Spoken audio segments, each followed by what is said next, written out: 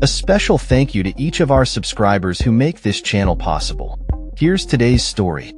In a significant political event, President Donald Trump is set to hold a rally in Michigan today, marking the first 100 days of his second term. This rally is not just any ordinary gathering. It is the largest public event Trump has organized since he returned to the White House, and it comes at a time when Michigan has been deeply affected by his administration's policies.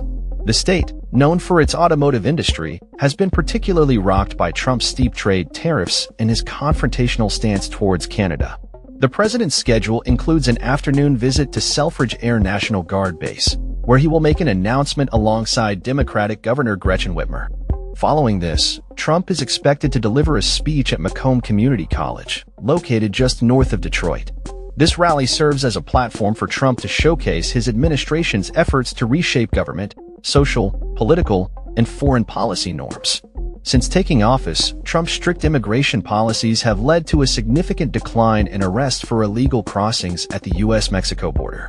His administration's aggressive approach to reducing government size, largely influenced by billionaire advisor Elon Musk, has sent shockwaves throughout Washington.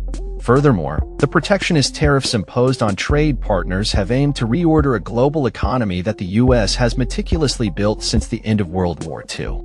Trump's expansionist rhetoric has also raised eyebrows, as he has not ruled out military intervention in places like Greenland and Panama. He has even suggested that American developers could transform the war-torn Gaza Strip into a luxurious resort and has floated the idea of annexing Canada. In an interview with The Atlantic, Trump boldly stated, "I run the country and the world." Reflecting on his first 100 days, he told Time, "I think that what I'm doing is exactly what I've campaigned on." However, the public's reception of his policies has been lukewarm at best. Recent polls indicate that only about 40% of Americans approve of Trump's handling of the presidency, with even lower ratings concerning his economic and trade policies. Notably, while 46% of U.S. adults express approval of his immigration policies, a significant portion, nearly half, believes he has gone too far in deporting immigrants living in the country illegally. The impact of Trump's tariffs has been particularly felt in Michigan, a key battleground state that he flipped from Democratic to Republican in the last election. The state's unemployment rate has seen a troubling increase over the past 3 months, with a notable jump of 1.3% from March to 5.5%, placing it among the highest in the nation. The automotive industry, a cornerstone of Michigan's economy, has not been spared either. Car manufacturer Stellantis has temporarily halted production at plants in Canada and Mexico due to Trump's 25% tariff on imported vehicles, resulting in the layoff of 900 U.S. employees. Industry groups have voiced their concerns, urging the White House to reconsider plans for tariffs on imported auto parts, warning that such measures could lead to increased car prices, layoffs, and even bankruptcy for some companies. This backdrop makes Michigan an unusual choice for Trump to celebrate his accomplishments. Political analyst Bernie Porn remarked, "I'm not sure that he is at all interested in doing the smart thing. He's what I would call an in-your-face president. This is what I'm going to do." In a recent press briefing, White House Press Secretary Caroline Leavitt announced that Trump would sign an executive order aimed at relaxing some of his tariffs on cars and auto parts. Treasury Secretary Scott Bessent emphasized that the administration's goal remains focused on creating more domestic manufacturing jobs, stating that Trump is concerned with jobs of the future, not of the past.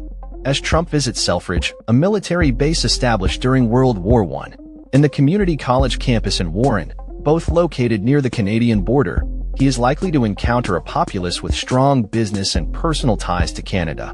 Polls indicate that Michiganders generally have a positive view of Canada, raising questions about how they will respond to Trump's policies. Typically, presidents use their first 100 days to launch multiple rallies across the country.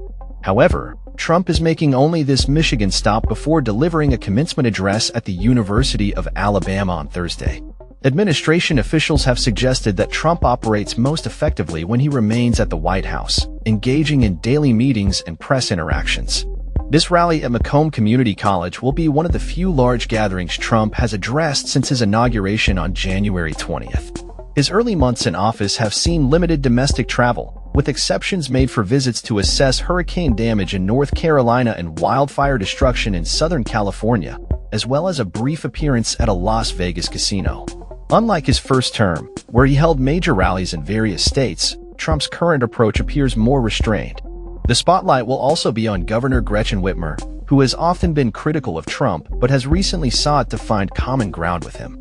Whitmer has expressed concerns about the future of the A-10 aircraft stationed at Selfridge, but Trump has assured that he wishes to keep the base open, strong, thriving. While she continues to criticize Trump on key issues, including environmental policies, Whitmer seems to understand the importance of working collaboratively where possible, acknowledging that the president is in office and it may be beneficial to find areas of agreement.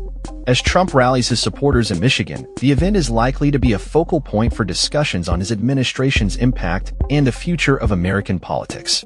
With a divided public and a turbulent political landscape, the implications of this rally could resonate far beyond the state lines of Michigan. That's all for this story. We upload videos every day covering many different subjects, so hit that subscribe button to stay informed. Thanks for watching.